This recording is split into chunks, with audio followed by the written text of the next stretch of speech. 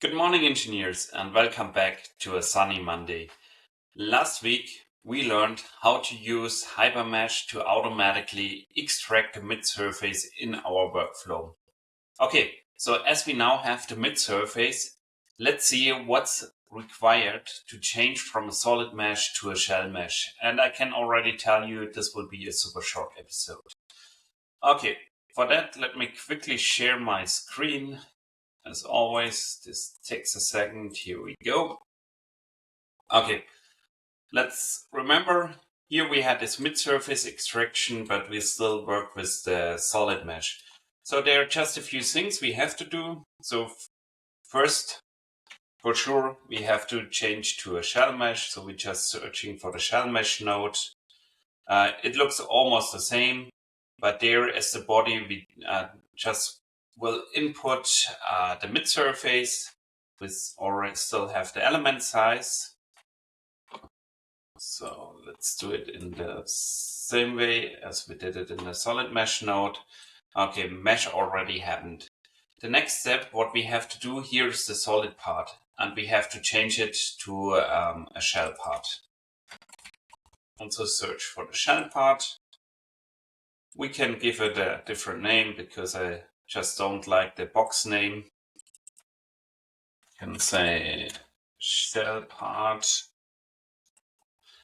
And then we import a shell mesh and the material we already have.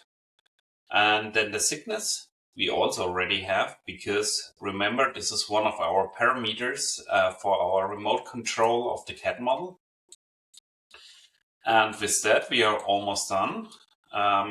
We just need to connect it with our construct model. So as this is a solid part here, we can also change it, give it a more proper name.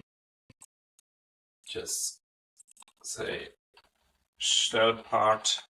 Well, there we go. And we can move it to here. Replacing it. Okay, and then we just hide all what we have created. Make it look a little bit more nice. And we can already delete the things we don't need anymore. And I think that's it. So let us check if the simulation runs through. The moment of truth. We have already everything selected. Looks good. Deformation is just a little bit high. So let me quickly see. Displacement scale to scale, which makes a little bit more sense. And here we go. So we see our extracted mid-surface and the result. Okay, as mentioned, this will be a super short episode. We are already done for the day. So we learned how to change from a solid mesh to a shell mesh.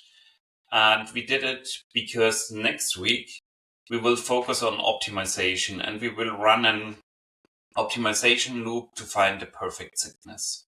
Okay, so stay tuned and talk to you next Monday. Bye-bye.